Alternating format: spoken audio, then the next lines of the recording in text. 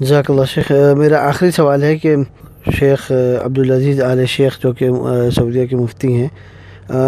ان کو ان کا ایک ٹی وی شو تھا جس میں سوال کیا گیا، تو انہوں نے اس کے جواب کے اندر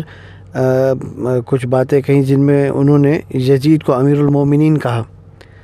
تو اس کی کیا حقیقت ہے اور کیا ایسا کہنا صحیح ہے؟ میں اس بارے میں عرض کرتا ہوں، میں بہت تفصیل میں نہیں جاؤں گا، اور اتنا عرض کروں گا کہ اگر یہ مان بھی لیں کہ یزید سے معصیتیں یا جرائم سرزد ہوئے، اگر یہ مان بھی لیں، تو کیا کسی شخصیت کے لیے موت سے قبل توبہ کا امکان ہے یا نہیں؟ جو لوگ یزید پر حد درجہ نقد اور جرح وارد کرتے ہیں، اور اس سے جو ممبروں پر، کیا انہیں اس چیز کا علم ہے کہ وہ دنیا سے بغیر توبہ کے چلے گئے؟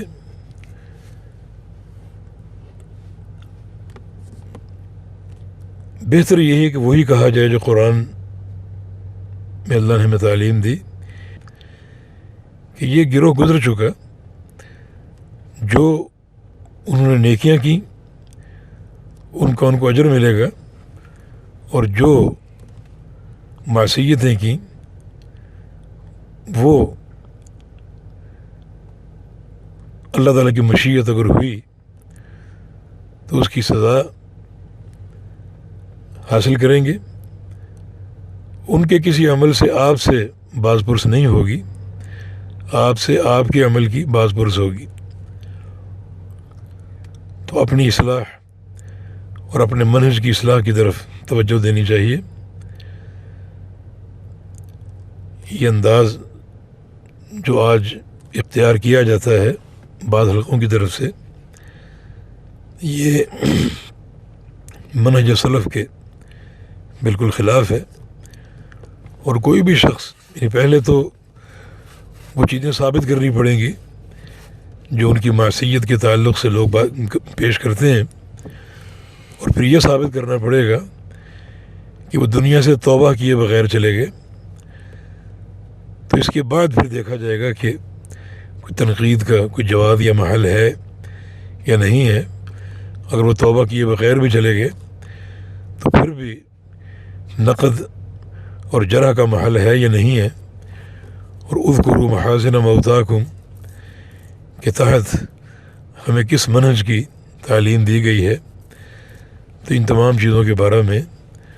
ہمیں سلف صالحین کے منہج اور ان کی روش پر چلنا چاہیے۔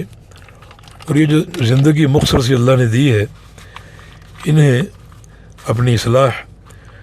اور توبہ اور استغفار، تعلق باللہ اور انابت اللہ